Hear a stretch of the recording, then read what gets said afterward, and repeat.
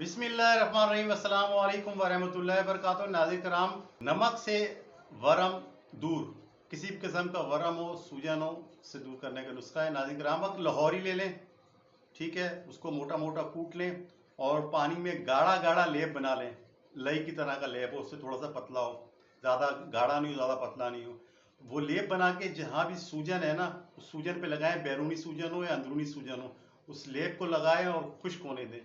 ठीक है, इस तरह सुबह दोपहर शाम करें। 1 से 2 3 लैब के अंदर किसी किस्म की सूजन भी है ना, वो बिल्कुल गधे के सर से सींग की तरह गायब हो जाती है। इंशाल्लाह ताला इसको आप आजमाएं, कभी आपको मायूसी नहीं होगी। सिर्फ और सिर्फ तवज्जो तलब बात यह है कि नमक लाहौरी होना चाहिए, आम नमक नहीं हो, पिसा हुआ नहीं हो। डली वाला नमक लें, उसे पीस लें, गाढ़ा गाढ़ा लेप बना के जहाँ भी किस है वहाँ से लगाएं। इंशाल्लाह ताला आपका दिल खुश हो जाएगा। इस तरह की मजीद रेमेडीज देखने के लिए मेरे चैनल हकीम लाडलो को सब्सक्राइब करें।